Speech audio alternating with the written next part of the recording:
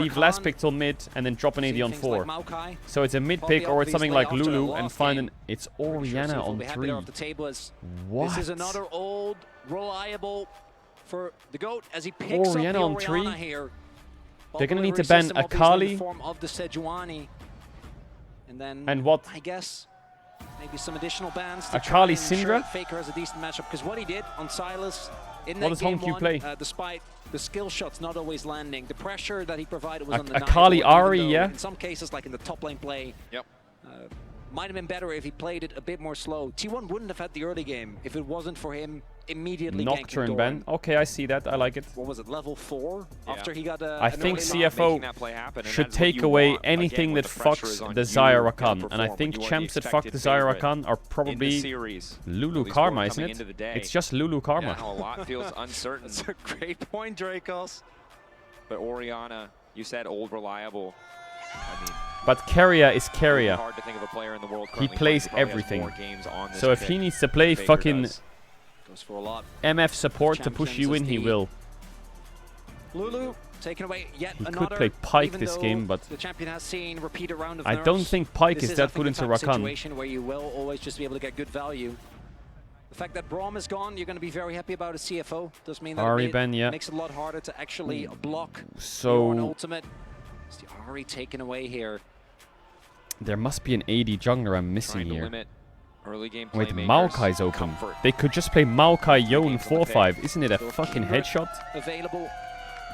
They could play Maokai Yone, they Be could an play angle, Akali. Go towards more tankiness. We saw the Mundo What climb AD jungler is there? from Akali Junja what? as well.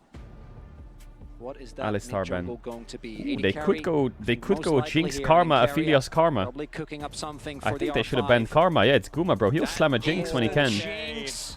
The problem Already a is lot of the support Jinx's available front for line this doesn't pick, exist, A pick that, and as Guma Akali knows is very open. well as well. Zaya really struggles with I the think range Akali advantage. eats Is here. a big deal.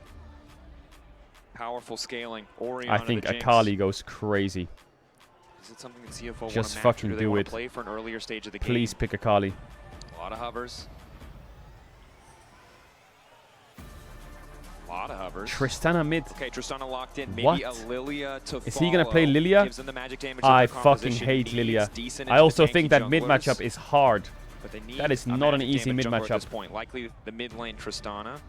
Oh my god, he's gonna play Lilia. Is it Nidalee? Elveth? Could be looking towards that as well. They can't go Nefiri, they're full AD. Sejuani will be unkillable They're if they full take this AD. risk, but they will have a powerful early game. Happy to make consideration. Zyra jungle. Zyra. Saw him pull it out. Oof. Is Jinx Karma the play? Jinx Tahm Kench also a play. Chat, I'm gonna run ads for the last time. If you wanna avoid the ads, you can sub with a tier 1 or Twitch Prime, subscribe to the channel, support the channel, and get all of MSI ad-free. You don't have to sub if you don't want to. We'll be back before the game starts. I have to run them in the game. I'll see you in a sec. Here's a big kiss. Appreciate all the subs. If you have a primer or a tier 1. As no surprise. So to summarize, All right. Zyra. Now Zyra clears very fast and has a lot of range. Zyra's bad into long range or engage. They have a little bit of engage and they have decent range. But Zyra will eat their front line with Ornult. I think CFO maybe blundered it a bit because I think they could have picked Akali But we've seen and they could have just played a team fighter like Maokai. Expect to be explosive, turn into blood. It's a lot easier. Tristana versus Orianna is not that good for Tristana. After level 5, you just get poked really hard. Both sides. Unless your support jungle can hover forever. CFO certainly favored there, but Oh, I don't like the Tristana that much, but let's see. I mean, if Tristana can get to the mid game on 2 items and she's even, she will fry everything. But it's a lot to deal with. It's hard to do that against Orianna in lane. As we go into game number 5, a lot of the games blown up early, but I think this one might go the distance, Dracos. Holy fuck. And all I ask is for a competitive game with a fair share of blowouts in this series, but come on, for game 5, we gotta bring the fire! That we do! Winner of the series. Moving on to face BLG, loser. Face Movistar. Oh yeah, winner plays BLG. Oh my god, T1 BLG banger inbound. I had the chance next to me, but I think they need more. Or CFO BLG. No.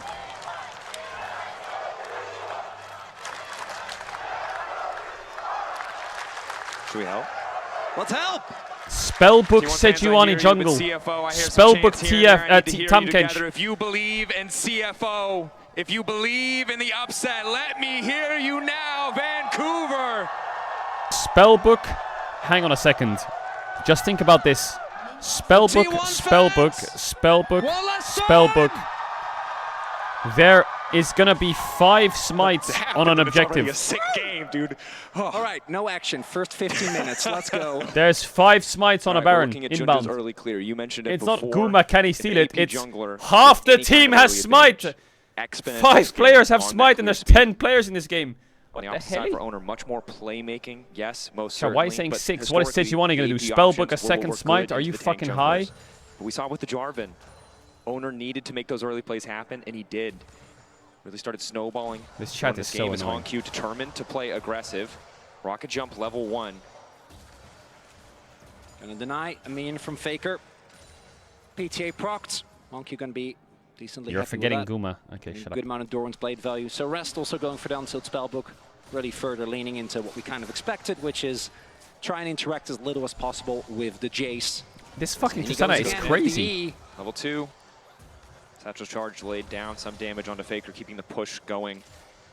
Owner for now focused on his own clear. Yeah, this matchup slowly gets miserable for Tristana. You just get poked. That rep buff dying while he was already basically at his Raptors, showing his knowledge of the Zyra full clear is going to be absolutely disgusting. They have vision in that brush. So look at this. Seeing that Junja is about a camp ahead right now. That is just the difference in these champions. He's doing They're Krugs over the wall. That much more opportunity to either reset or get an early gank off.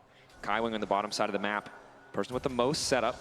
HongQ early look base at into Zyra TP, clear time. Into dropping a 2 ward minutes where 46. Owner She's got on her him a last bunch camp. of times And she's doing Krugs at the same time. Riot. You don't want to give up any free early advantages. 253 in River. Full cleared. Full clear. Owner, he's still on his red. One of the big reasons why we see the Zyra sub 3 minute clear. HongQ. 2, 3 autos, waiting for the 4th to get the reset. Faker chunked out. Does still have his TP. Misdiveable. Trying to keep him here, trying to jail Hey, him crowd, here. crowd, what the fuck? Plant, just a bit of damage. This is where it gets hard. HongQ, ready to rocket jump over the wall if he has to. I don't think you get back there. Faker losing so much. Because he had the TP, the health trade might not have mattered, but because they pushed this wave in. Oh, it's cooked. CFO able to grab that first Tristana in a fantastic spot. This is what Tristana needs. She needs heavy trading early and she needs attention. The free reset as well. Then she can really start to play aggressive. Oh, Dorat. Oh, Doran Jace, baby. Dash out. Owner sniffing, but there's a cookie on that Ornn. He's healing up. Yeah, I think especially against Ornn with the W available. I don't know if you want to run the risk. It looks like that's not the case. But again, these early game, it's textbook. You load into the draft, Tristana's prio, try and harass as much as possible. You have so much tempo as Zyra into Sejuani. And even though they don't get Faker, they're not able to get his But this is flash, the thing with Zyra. If she can't do anything with her clear speed, they're able to get a plate. An early then it's experience just a lead. bit CS shit. still somewhat even. Or relatively even, let's say. But it's dead even here between HongQ and Faker. They balance it out. Kaiwing needs to be a little bit careful here. Base damage from Tahm Kench, very powerful. Engage Kench. Engage Kench is expected. Also, as a side note, we do have 4 unsealed spellbooks. A first Guma using in an his Jinx skin. international game. So that's both supports, Rest, and Owner. So if good luck calling smite fights, don't. So yeah, there's going to be up to 3 smites at any given point in this game. So yeah, we'll just keep our eyes on the kill feed, shall we, to see who actually gets it. Oh, Doran is frying. Once again, another very he didn't block it. Trade. Kaiwing not able to body block that. Oh, and it's looking like early game link in the Owner. mid. As Owner might be caught here. Satchel charge, good damage down on the Owner, but they don't really have great follow-up at this point. Instead, Faker. they're going to turn back onto Faker. Damage on Faker is great for HongQ. Grasping roots. Oh, the root hit. Managed to get him. A little bit of damage on the Faker. They don't quite want to commit for anything else, but Faker doing what he can to weather the storm here as Kaiwing and Doggo. This is what we were talking about. It's just a range advantage. Just, you know HongQ is looking, but Faker actually getting a good amount of free poke there. Shields down now. Rocket jump is available, but he can't do it with the Rest is getting annihilated from top lane. In the mid lane, meanwhile. Oh, Doran just solo dove him. Taken down by Doran. What? In game 5, he's 20 CS up, diving enemy top. A matchup he had to win, almost 800 gold already in his favor. Holy fuck, Doran is frying. Exactly when he means to. The head-to-head was already going well, but as Ornn, you're expected to take a bit of a beating. The gold lead is Doran. A bit to he's playing kind of Zeus's skin. Here early on, Doran finding the solo kill. We'll see CFO answer knowing that a lot of attention was paid for T1. Zeus always plays this chase skin. Recalls as well, but they do this pretty slowly. Owner's there. Oh, looking for the root, looking for the knockup. Owner taking a decent amount of damage. Should be I don't fine. really think they have enough to finish the kill before anyone else arrives. Caedrel does have access to the Abyssal Voyage, moving in. It's going to reset. Reset. Oh, devastating for the side of CFO. Just able to grab that aggro. Oh, Caedrel. Caedrel has smite. Caedrel has smite. Caedrel with a smite. And then the Rakan has smite too. What the hell? Supports across the board. Oh my god. And the dragon goes to Kaiwing. The one smite I don't think we noticed. Guma flashes but doesn't get the final auto as Doran. Still going toe-to-toe. Nice flash to get away. Oh respecting the god. all potential of an Ornn with level 6. He's also taking Ignite from the Summoner's Spellbook. Oh lordy. This room, but oh it's so lordy. And if you were worried that the tension would be there in game number 5, I'm not so worried anymore. Yeah, it's there. It's good. T1 with a gold lead. It's almost entirely Doran. It's on him to push this lead forward and either break that tower or give his lead to someone else. Support another lane. See if he wants to just keep the pressure on Rest. One of the unintended. Gage, nice combo. Pull back. Caedrel's here. Good initial dive. Wait, what happened to you? Level 5. They can't quite finish the kill on the Orion. Kaiwing needs a way out. Gleaming. Oh, he didn't have a bit of health. Trying to get behind the minions. I was wondering why is Tristana ult? If Caedrel has his Devour there, I think Kaiwing dies, but not going to be the case. Really low though. I don't know if he can afford to stick around. Doesn't have ulti, neither does Faker. I do think. Oh my god, it's Armageddon in mid lane. It's actually just Armageddon. T1 with both Jinx and Jace actually have so much effective range. Can be hard on the Zyra to really get the most value, right? There are drafts where if your opponents are mostly short range, forced to jump into you. There's so much you can do, but this time around, Junja is going to be relying on Rest and Kaiwing setting him up. Kaiwing, especially after that early play, you got to be feeling good about, but Rest definitely struggling in the lane. I don't think that's going to change anytime soon. His owner starts up the grubs here early on. The other big thing Should is this get them. Jace Zyra's is a constant on pressure red. point, which means setup is that much harder. The We know Zyra dream hasn't situation for really the Zyra, found you have to anything fight this into game. her. Owner smited that grub because he's so fucking afraid of this rat stealing it. To get it, Junja There's now the on the way. TP. Honq on the Honq. way. Caedrel only Owner level has 5, flash. can't save the day, but they're looking He's for a one little shot. more. Owner's Honq one goes shot. right in and is going to try and take down Owner. It's a solid ult to kick things off. Oh! Sounds of Trojan just barely lives. And Wait. they managed to get all the Okay, I thought he clubs. got. Don't get executed to red buff. Taken away. I thought the Jinx got it, but It was close, but not quite. Rest. Owner, don't die to Not red buff. able I'm to looking at join. that health Obviously bar at the also bottom. still sitting on Don't the you ignite, dare. but even with TP, wouldn't Don't have you mattered. dare. Doran is Okay. keeping him locked in lane. the gold Caedrel. close. T1 slightly ahead. Scruggs spots them with the sweeper. Kaiwing goes in, doesn't find his target, and now they're forced to back away. Honq Q. Shockwave! Push back. Faker! Flashes out of safety. Flash Q! Faker now on the chase. Boom! Flash of his own. Airy! W auto! Boom! He gets it! Solo bolo! Redemption for the first few games. Faker finds his form in game 5. The laning phase will not belong to Honq Q again. Oh, solo lanes of T1 stepping up in game 5 here. Off. Solo As that lanes is now are the stepping second up. Solo kill found for T1. The CFO games, both of them could not be more one-sided. Master classes in snowballing the game. And even in the midst of the explosive action mid lane, it's still just Doran on the bottom side of the map. God, Doran slowly is pounding but Rest. surely extending this gold 1.1k. lead. Rest. There's just nothing He got 2 grubs as well. And for Junja, there is so much he needs to do, right? Like, he can't help the tank. Needs to try and play towards his top side that's getting pushed in. Is it a dive? Rest in trouble, drops the ignite A early. bit hard. Because of his W.